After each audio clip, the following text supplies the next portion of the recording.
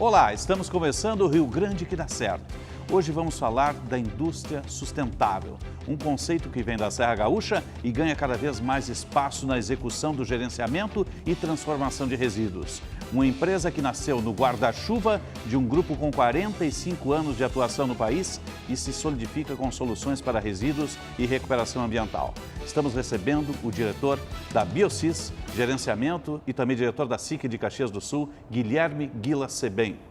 Seja bem-vindo, obrigado por estar aqui no Rio Grande que dá certo. Tudo bem, Osiris? Muito obrigado, é um prazer estar aqui, um prazer compartilhar com vocês a nossa experiência na área ambiental. Vamos conversar. Participa dessa entrevista também nosso colega âncora do Band Cidade e do Jornal Gente da Rádio Bandeirantes, Sérgio Stock. Obrigado, Sérgio, por estar aqui conosco. Obrigado, prazer estar contigo. A empresa é relativamente jovem, mas já é destaque. Fez um forte investimento, escolheu o Vale do Caí, não é mesmo? E surge num guarda-chuva de 45 anos, tem muita responsabilidade. Ela faz parte de um novo braço do Grupo Datacis, né? Isso, exatamente. O Grupo Datacis, que nasceu em 73, ele nasceu com o foco na área de computação na época, né? Não se falava em TI, tecnologia da informação, informática, o conceito era computação. Era no tempo do DOS, né? Ou anterior, antes do DOS ainda, o nosso fundador, o engenheiro elétrico Mário Guilherme Sebem, meu pai no caso, formado em 72 pela URGS, enxergou na área da computação a tendência mundial de negócios para o mundo e de sofisticação das empresas. Alguns o chamaram de louco, né? Esse engenheiro recém-formado pela URGS está louco. Computação é coisa para IBM, para NASA, para atividades mais desenvolvidas. E ele seguiu em frente, conseguiu alguns investidores, o pai dele, no caso meu avô, e mais 4 investidores, junto com o irmão dele, né? O meu pai engenheiro, o irmão dele administrador recém-formado, e criaram a Datacis. Há 45 anos com foco na computação e provou-se que ele estava correto, que a computação seria uma tendência do mundo. Hoje a informática, a tecnologia faz parte da vida de todos nós. Todo visionário é meio chamado de louco no início, né? No começo do processo, né? Inclusive, hoje nós não vivemos sem a tecnologia e cada vez ela é mais surpreendente. Há um pouco mais de uma década, numa reunião do conselho dentro do Grupo Datacis, é uma empresa familiar, onde tem o meu pai, eu e 2 irmãos e a minha mãe, que até a gente evita de envolver ela no conselho, porque dela mistura assuntos familiares, normal de uma empresa familiar, tipicamente italiana, né? Nós começamos a discutir a diversificação dos investimentos do grupo. E aí identificamos novamente o Mário, engenheiro, visionário, enxergando o futuro, não para daqui 2 anos, daqui 5, para daqui 20, enxergamos a área ambiental. E aí o grupo Datacis começou os seus investimentos, comprou uma empresa chamada Brasil Recicle, em Indaial, Santa Catarina, agregou outra empresa chamada Apliquim, criou a empresa Apliquim Brasil Recicle, que trata da logística reversa de lâmpada com o tratamento do mercúrio, evitando assim que hoje milhões de litros de mercúrio acabem em aterro. Isso ia para o lixo antes, né? Começou especializado, então, num foco específico. específico. Começou especificamente na área de lâmpadas, destinação de lâmpadas pós-uso, lâmpadas que contêm mercúrio. Fluorescente, iluminação pública, lâmpada econômica, né? Lâmpadas especificamente com mercúrio, que é um metal pesado, altamente poluente, perigoso, cancerígeno, poluente ao solo, ao ar, à água, aos animais, ao ser humano, enfim, altamente perigoso o mercúrio. Então nós definimos entrar nessa área específica e evitar que o mercúrio no Brasil acabasse em aterro. Essa é a planta de Santa Catarina. Isso, essa é a planta de Santa Catarina e Paulínia também temos uma unidade que é o grupo adquiriu chamado Apliquim Brasil Recicle. Passada essa década de investimento na área de lâmpadas, percebemos que a tendência da lâmpada fluorescente, da lâmpada com mercúrio é desaparecer. A lâmpada de LED está aí, cada vez mais presente no dia a dia das nossas famílias, das nossas empresas, das indústrias, e o nosso negócio de destinação final de lâmpada contendo mercúrio, ele vai desaparecer. Com esse foco, percebendo isso, o Grupo Datacis, então, identificou uma nova área ambiental que tem muito por fazer e que é a tendência, na nossa análise, de desenvolvimento sustentável para todas as empresas do Brasil e já é assim no mundo. E aí, então, identificamos uma atividade operando em São Sebastião do Caí, no Vale do Caí, e estrategicamente adquirimos esta unidade, porque do Vale do Caí nós podemos atender a Serra Gaúcha e todo o entorno de Caxias. Tem uma logística ali no eixo. Todo o Vale do Caí, o polo petroquímico, o Vale dos Sinos, região de Porto Alegre, região metropolitana. Então, estrategicamente, nós nos posicionamos em São Sebastião do Caí e estamos aí trabalhando há 1 ano no gerenciamento de resíduos industriais. De quanto é o investimento ali?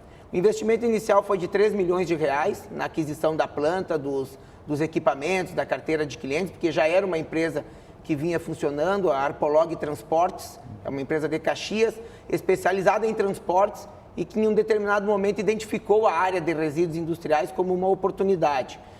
Perceberam que o know-how deles é transporte e não gerenciamento de resíduos e estavam procurando um investidor. Então, o investimento inicial do grupo DataSys foi de R$3 milhões e agora a gente vem fazendo alguns aportes necessários para adequar a operação ao que a norma ambiental e a legislação exigem. Hoje dá para utilizar todo tipo de resíduo em alguma coisa boa, em destinação para alguma coisa produtiva? Ainda não. Tecnologia tem. Né? Tecnologia tem. No Brasil ainda nós não temos todas as tecnologias disponíveis. Vamos ao caso da Biosys que estamos falando aqui. A Biosys trabalha com resíduos perigosos, classe 1 e classe 2, contaminados. O que quer dizer isso? Eu tenho um papelão limpo. Lixo hospitalar, por exemplo? Não, resíduos de saúde nós não operamos. O resíduo de saúde é um resíduo específico, com legislação específica, com um outro tipo de tratamento. Ou ele vai para a incineração, que no Brasil é permitido, no Rio Grande do Sul a FEPAM também permite, ou ele vai para a autoclave. Aí são resíduos da área fornos, né? São perfluorocortantes, contaminantes, e é um resíduo diferente, com toda uma legislação específica, o de saúde e os resíduos radioativos também. O lixo radioativo nós não trabalhamos, esse sim pressupõe uma legislação extremamente rigorosa e tem que ser rigorosa porque lixo radioativo, resíduo radioativo não é brincadeira. Mas não é o comum na geração dos resíduos na produção industrial do Rio Grande do Sul, resíduo radioativo, até desconheço alguma atividade aqui no estado que gere esse tipo de resíduo. O resíduo de saúde é bem comum, qualquer hospital, qualquer UBS, qualquer ambulatório de uma empresa, qualquer centro médico gera resíduo de saúde, e aí tem uma legislação específica. A Biosys trabalha com resíduos industriais, líquidos e sólidos, classe 1 e classe 2, isso na classificação papelão, do tipo madeira... Via de regra, contaminados. Então, quando o cliente entra em contato com a gente, alguém nos pede uma instrução, eu tenho 10 toneladas de papelão. Muito bem, como ele está? Ele está limpo. Sim, eram embalagens de produtos, de matéria-prima que chegou para nós produzir e sobrou a embalagem. Então, tu destina para reciclagem de papelão. Que tem as empresas que recolhem o papelão e pagam por tonelada do papelão, porque eles vão transformar aquele papelão em nova matéria-prima, como o papel, o papelão e assim por diante. O resíduo que nós trabalhamos é aquele resíduo que não tem esse processo de reciclagem, porque ele está contaminado. Com graxa, com óleo, com solvente, com cola, com algum tipo de resíduo que não é passível de reciclagem. Como é que se dá esse processo de descontaminação e reaproveitamento desse material? Bom, hoje nós trabalhamos com o processo de blendagem. E até para o nosso telespectador falar uma linguagem bem simples, o que consiste a blendagem? O blend vem do inglês, que quer dizer mistura. Um blend é uma mistura. Então, nós pegamos os resíduos dos nossos clientes, separados sólidos e líquidos, Vamos falar dos sólidos, por exemplo. Então, eu coleto resíduos de uma indústria que gera filtro de ar, filtro de óleo, graxa, borra de tinta, embalagens contaminadas. Eu recolho resíduos de postos de combustíveis que geram lá os resíduos retirados do motor do carro, estopa, pano. Eu recolho resíduos de mecânica, resíduos de indústria moveleira, cavaco de madeira, serragem, que são resíduos tipicamente de atividade econômica, de uma atividade industrial e que estão, de alguma forma, contaminados. Alguns de um grau de contaminação maior, outros menor. Que não pode ser jogado direto no lixo, Não pode, não é. E esse é um ponto importante, Osíris, depois eu quero abordar sobre a questão do resíduo doméstico e do resíduo industrial, a separação dele. Então, esse resíduo nós coletamos, fazemos a coleta e o transporte e, inclusive, quando a empresa não tem a forma correta de armazenar, nós damos a instrução, porque o processo do resíduo começa no final da produção da indústria. Ele acabou de produzir e gerou um resíduo. Como ele armazena esse resíduo na indústria? Ele não pode ser armazenado ao ar livre, ele não pode ser armazenado porque vai sofrer a incidência de raios solares e de chuva, ele não pode ser armazenado num piso de brita, porque ele pode ter um derramamento, um vazamento e ser absorvido pelo solo, enfim. A central de armazenamento de resíduos tem uma característica, tem uma norma, uma lei que deve se cumprir. Quando a gente percebe que aquele cliente não está cumprindo, a gente dá a instrução, né, sobre como armazenar. Oferecemos estrutura de armazenamento, né, no caso de líquido, um mini container chamado o conhecido IBC. No caso de sólido, uma estrutura que sustenta um bag, um big bag com um determinado perfil conforme o tipo de resíduo. Então, depois de armazenado, a gente faz a coleta. Faz o transporte. E armazenamos na nossa central de armazenamento temporário. E aqui é importante colocar uma central licenciada pela FEPAM, porque resíduo industrial não é brinquedo.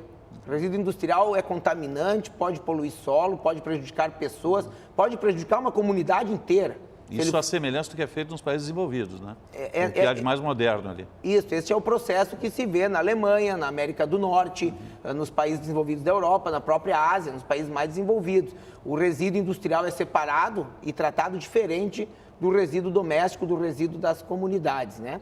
Então, esse resíduo, depois de coletado e armazenado, nós consolidamos uma carga, nós levamos ela para empresas especializadas no tratamento desse resíduo, que são as conhecidas fabricantes de blend, que consiste no quê? Pegar todo esse resíduo, bota num moinho gigante, moe tudo, tritura e faz uma mistura. Esse resíduo, feito esse processo de blend, ele vai virar combustível de forno de cimenteira. Então, vira energia depois. Vira combustível alternativo, vira uma fonte de energia. E aqui um ponto interessante do setor. Esse resíduo, ele vai virar o blend, que depois vai para o forno de cimenteira. No caso do sólido, ele é em substituição ao carvão coque. O carvão coque é o combustível do forno da cimenteira. Para quem não está acostumado com esse dia a dia, um forno de cimenteira funciona entre 1.450 e 1.600 graus. Para te manter o forno 24 horas por dia, 365 dias por ano, a esta temperatura, tu tem que ter muito combustível de uma qualidade excelente. Então, o carvão coque é extraído do petróleo, portanto, é um combustível fóssil e é o principal combustível dos fornos de cimenteira no Brasil e no mundo. No mundo agora já se modernizou. Esse blend, ele vem como um combustível alternativo ao carvão coque. Então, tu evita usar um combustível fóssil derivado do petróleo e ainda tu dá um fim nobre àquele resíduo que iria ser disposto em aterro. Quando ele é utilizado como combustível no forno da cimenteira, ele gera uma pequena quantidade de cinza, uma mínima quantidade, não chega a 1%. Essa cinza é incorporada à massa que compõe o cimento e vira o clinker, que depois, também é aproveitado. Que depois é moído, triturado e vira o pó do cimento, que vai virar prédios, viadutos, estádios, casas.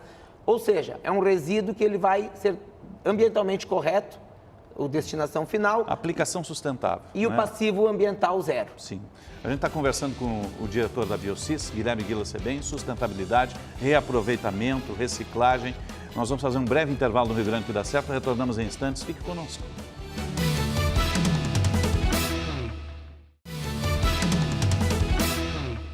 Estamos retornando com o Rio Grande que dá certo, falando hoje sobre indústria sustentável, reciclável e gerenciamento de resíduos com o diretor da Biocis, do grupo DataSys, 45 anos de tradição no país, em aplicação no país. A Biocis, o braço de reciclagem e de nova destinação de lixos. O futuro é a reciclagem disso para virar energia, quem sabe, a semelhança do que existe hoje na Holanda, onde muito do lixo produz energia para abastecer cidades? Com certeza, Osiris, com certeza. O futuro, e o Brasil está se alinhando, né, pelo menos na norma ambiental, na legislação ambiental brasileira, nós já nos modernizamos. A Política Nacional de Resíduos Sólidos, embora de difícil aplicação hoje no Brasil, é a tendência mundial e o Brasil se modernizou em termos legislativos, em termos de norma. E o futuro é nós utilizarmos os resíduos gerados nas indústrias para a geração ou de combustível alternativo, como é o caso do blend, ou de geração de energia. Tem soluções também mais baratas. Eu cheguei a ver na Holanda, por exemplo, lixo residencial vai todo para adultos, não tem saco de lixo na rua, seja em Amsterdã, em Roterdã, em Haia, onde seja, e vai para adultos e vai para uma grande recicladora.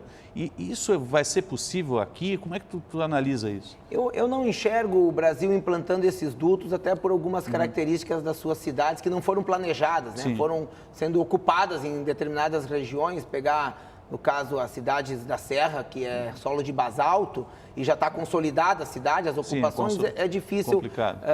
Bom, ninguém disse que seria fácil também, eu acho que economicamente é inviável. Tem que ter a coleta. Né? Tem que ter a coleta, a logística de coleta. Agora, os resíduos domésticos, aqui um ponto importante, nós temos que entender e conscientizar os empresários, eu sou empresário, sou filho de empresário, sou neto de empresário, né? Mas nós temos que conscientizar os empresários, do menor empresário, de uma marcenaria no fundo de casa, de uma mecânica no galpão do lado de casa, às maiores indústrias do Brasil, que o gerador do resíduo, na sua atividade produtiva, é responsável pelo resíduo. E este resíduo não é de responsabilidade do poder público. O poder público tem a responsabilidade do resíduo doméstico. O lixo das casas, dos condomínios, dos apartamentos, esse resíduo orgânico e o seletivo é de responsabilidade do poder público. Mas o Brasil tem uma política nacional de destinação de resíduos, tem uma política de logística reversa, inclusive, mas o que se percebe realmente nas empresas, principalmente pequenas e médias empresas, que isso passa batido, né? Ninguém cumpre rigorosamente como deve ser. Inclusive, prefeituras pediram, ao longo do tempo, que se adiasse cada vez mais a implantação da Política Nacional de Destinação de Resíduos, justamente por falta de estrutura. Eu participo, Sérgio, do CODEMA, que é o Conselho de Desenvolvimento e Meio Ambiente da Fiergs, representando a SIC de Caxias como conselheiro, e lá já se faz esse debate de pedidos de prefeituras, via FAMURS, via uma série de associações, de prorrogação dos prazos. Eu compreendo quando a gente tem dificuldades, muitas vezes, da política pública acompanhar a implantação. Agora, nós não podemos perder o foco do que é consciência e do que é desenvolvimento sustentável. Então, as prefeituras vão ter que se adequar, sim. É papel do poder público se adequar, dar exemplo. E o setor produtivo, as empresas vão ter que entender. Se tu disponibilizou um bem, né, um bem de consumo para o teu cliente dentro de uma embalagem, ele tem o direito de te devolver a embalagem. E você tem a obrigação de fazer a logística reversa dessa embalagem. E para isso existe na norma brasileira o conceito de acordos setoriais. Nós trabalhamos muito, foram muitos anos trabalhando no acordo setorial das lâmpadas. Se tem um distribuidor de lâmpada que distribui 1 milhão de lâmpadas por ano no mercado brasileiro, ele tem a obrigação de fazer a logística reversa de 1 milhão de lâmpadas. Não necessariamente as marcas que ele botou no mercado, mas ele pode fazer a logística reversa das marcas da dele e outras lâmpadas, fazendo a parte dele de retirar do mercado. Porque esta lâmpada ele foi um produto de comércio, ou seja, não é do poder público a responsabilidade de tratar a lâmpada. Sim, ele ganhou dinheiro com aquilo ali, né? Sim. E tem que incluir no custo do produto. Eu escuto muito de colegas empresários, quando a gente apresenta a alternativa de blendagem, não, mas eu disponho em aterro. O meu resíduo é disposto em aterro, é mais barato. Hoje é mais barato, porque tu vai lá, bota o resíduo, bota uma camada de terra, fecha o aterro e está lá o resíduo. Mas aquilo é um problema depois. Né? Osíris, daqui 5 anos, na Alemanha está acontecendo isso agora, nos países mais desenvolvidos, eles estão abrindo os aterros. Então tem lá um aterro com 1 milhão de toneladas de resíduo. Quem que mandou esse 1 milhão de toneladas? Foram essas 10 empresas. Chama eles que eles vão pagar a conta de tratar esse resíduo. Porque o resíduo é dele. Sim, o passivo está ali. O passivo está ali. Nós temos legislação hoje que pudesse ser feita dessa forma também, que as empresas fossem obrigadas a recolher? A destinar... O exemplo do que está acontecendo na Alemanha, abrir um aterro e chamar as empresas... Nós não estamos ainda nesse passo. Tão avançado nós ainda estamos avançando para criar alternativas ao aterro. Por exemplo, a Biocis não trabalha com aterro industrial. Nós buscamos alternativas de tratamento para os resíduos dos nossos clientes. Enterrar lixo do passado, né? Exatamente. E assim, são materiais que em algum dia nós vamos precisar de novo. Então, o ser humano extrai do planeta Terra matéria-prima para a sua subsistência desde que ele existe no planeta Terra. Desde o primeiro ser humano, seja lá quem tenha sido, se foi Adão, se foi Eva ou se não foi. O homem das cavernas. Se foram os homens das cavernas com seus tacapes, que extraíam da madeira para fazer o tacape. Né? Desde o princípio da humanidade, ele extrai do planeta Terra matérias para sua subsistência. Porém, na década de 80, o nível de extração de materiais, né? O nível de extração de recursos naturais da humanidade, do ser humano, perante a Terra, passou a capacidade da Terra se regenerar. Hoje, em 2018, nós precisaríamos 1,8 planeta Terra para entregar a quantidade de resíduos e matéria-prima que o ser humano está extraindo do planeta Terra. Então, essa questão de nós só extrair matéria-prima virgem, essa questão de nós só extrair matéria da natureza, do planeta, ela tem que acabar. E a forma de fazer isso é pegar esses resíduos que já foram extraídos e, quando depois de utilizado e gerado um determinado resíduo, tu recuperar ele, né? Coletar, recuperar e transformar em energia elétrica, e transformar em matéria-prima alternativa, e transformar em matéria-prima novamente.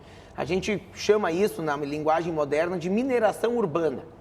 É tu pegar os resíduos gerados na área urbana das cidades, dos grandes centros, minerar eles e, em vez de ir lá retirar um pedaço de uma montanha para extrair 5% de um mineral, tu minera na área urbana nos resíduos. Dá para mensurar em que ponto nós estamos no Brasil hoje em termos de reciclagem, de reaproveitamento? Olha, e até do blend com depende com quem que nós vamos nos comparar, né, Sérgio? Sim. Se nós nos comparar com os países desenvolvidos, nós estamos extremamente atrasados. Se nós nos compararmos com alguns países mais subdesenvolvidos ou de pobreza, como a África, nós estamos avançados, né? Eu penso que o Brasil tem muita coisa para fazer. A legislação, como sempre, vem à frente, né? Ela ainda está impondo uma cultura, não é a cultura do brasileiro. Eu comentava, tem empresários que me dizem, pô, mas tu vai aqui recolher meu resíduo, que está aqui no canto da fábrica, tu quer me cobrar por isso? Eu digo, claro, né? Ele vai ser levado para tratamento. Ah, mas eu não previ esse custo na minha produção, eu vou botar em aterro. Pois é, tu integra uma Câmara Setorial e também a SIC.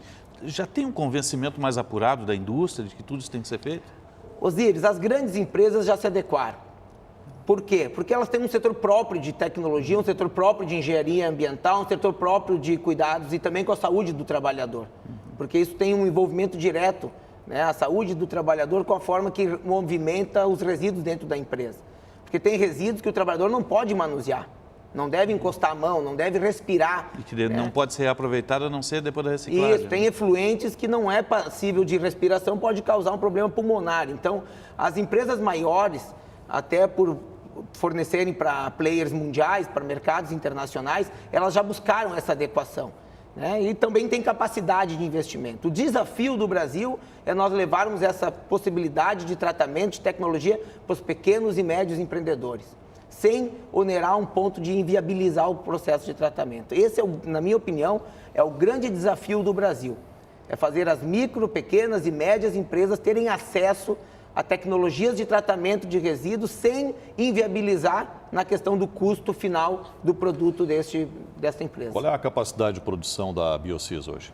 A Biocis hoje ela tem uma capacidade licenciada de 150 toneladas mês para armazenamento e para transporte ela não tem limite, né? Nós temos uma frota hoje de 9 caminhões licenciadas pela FEPAM que pode fazer o transporte tranquilo. Essa capacidade está esgotada ou ainda tem espaço? Ela está em fase de expansão, a gente já está negociando com a FEPAM a expansão da licença, né? Nós estamos implantando um novo modo de armazenamento, os proprietários anteriores armazenavam, por exemplo, os efluentes, os resíduos líquidos em carretas, nós vamos armazenar em tanques para viabilizar um manuseio melhor, né? Tudo dentro do pavilhão.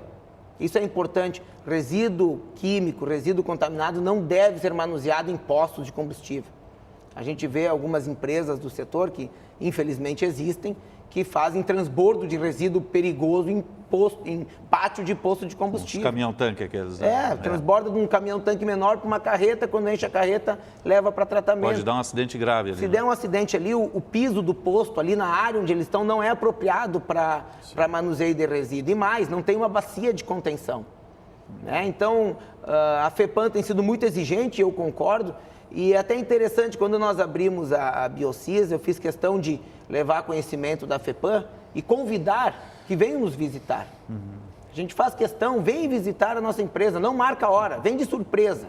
E no dia seguinte vai visitar as demais operadoras de resíduos do Rio Grande, aí a gente vai normatizando o mercado. Guilherme, tu já esteve do outro lado do balcão também, já foi vereador, já foi secretário lá do município de Caxias.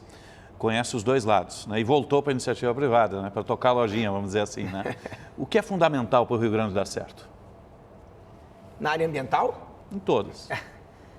Bom, primeiro nós temos que fazer um pacto e parar com as mesquinharias políticas. Eu participei 12 anos da política pública em Caxias, fui secretário de Desenvolvimento Econômico, fui vereador. E uma das coisas que me afastou da política é a dificuldade de convivência entre quem pensa diferente. Infelizmente, em Caxias é assim, no Rio Grande, o Brasil tem sido assim. Se tu não pensa igual àquela pessoa, ou ela não pensa igual a você, não serve. E a convivência não se dá. Então nós temos que, primeiro de tudo, aprender a conviver com as diferenças, aprender a conviver com outros pensamentos. E isso está tão enraizado na nossa política que nós, quando assumimos um mandato, acabamos também nos posicionando dessa forma, fazendo uma autocrítica ao meu mandato como vereador. Eu fui um vereador bastante combativo em defesa da livre iniciativa e muitas vezes deixei de ouvir diálogos porque o outro representava a área produtiva ou a área... E então isso a gente aprende com o tempo, a gente vai amadurecendo. Para o Rio Grande dar certo, nós temos que acabar com essa questão, se não é do meu partido não serve, se a ideia não foi minha eu vou mudar o nome, como a gente vê, entra um novo governo, vou mudar o nome e o programa e é meu agora, sabe? Nós temos que fazer um plano de desenvolvimento de Estado. E na área ambiental nós temos que ter consciência ambiental. O que nós queremos deixar para os nossos filhos e netos? Sim. Que estado nós queremos deixar? Que Rio Grande? O que vamos fazer com a casca do arroz? Tem um potencial... Passa por aí, né? Começa por ali. Guilherme, obrigado pela presença do nosso Rio Grande que dá certo, parabéns pelo trabalho lá e até uma próxima oportunidade. Bom, Osiris, muito obrigado pela oportunidade de estar aqui com você. Sérgio, foi um prazer de conversar com os telespectadores da TV Bandeirantes e a gente fica feliz de estar aqui agora, não como homem público, mas como empreendedor da área ambiental, que é uma área apaixonante e é o futuro das nossas gerações. Sem dúvida, e nós felizes em lhe receber. Obrigado, Sérgio Stock, pela presença conosco. O Rio Grande que dá certo vai ficando por aqui. Obrigado pelo carinho da sua audiência e até um próximo encontro.